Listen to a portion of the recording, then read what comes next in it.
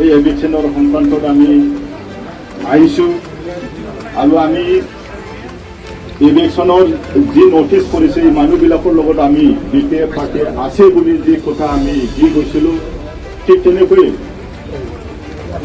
আজি আমাৰ ছাৰে আমাৰ বিপেৰ সভাপতি সাধাৰণ ছাৰে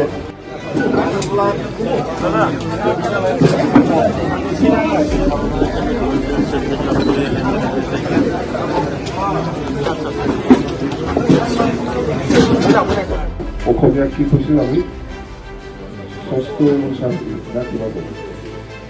যেন হওক শিক্ষিত হাজিয়ালৰ নিচিনা কিবা হাছৰ নিচিনা নহয়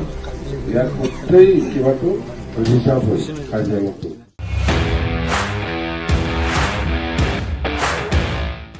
इन्डिपेन्डेन्स डे स्पेशल अफार लाबोदों सेरफांगुरियाव थानाय फुंखा इन्टारप्राइज बाजाज शोरूमा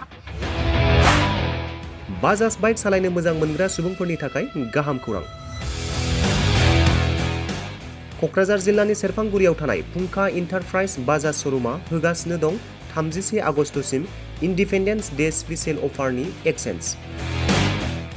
बाइक बायगिरि बिथांमोना इसेल' बिबांनि रां होग्रोनानै प्लेटिनानि मडेल बाजाज सिटीनि मडेल आरो पालसार 125 नि गासैबो मडेलनि बाइकखौ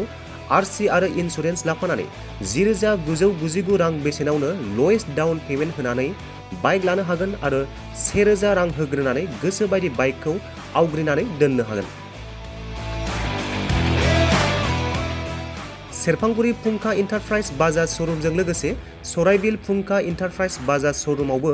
बाइक बायगिरि बिथांमोना खुंफुंजानाय इन्डिपेन्डेन्स डे स्पेशल अफार लोगोसे एक्सचेन्जआव फैनानै नोंथांमोननि बाजाजनि बाइकखौ लांफैनो हागोन। सेरफांगुरि फुंखा इन्टारप्राइज बाजाज शोरूमा नोंथांमोननो लोगोसे मोजां अफारबो लाबोदों। बेफोरनो जाबाय 5 लिटार पेट्रल फ्रि, गंसे हेलमेट फ्रि, केस होनानै बाइक बायगिरिफोरनो 1,000 रां केशबेक हरफिननाय जागोन। आबुङै मिथिबावनो थाखाय 9395303476 9101547892 जानबुं नम्बराव खौरां लाहरनो हागोन।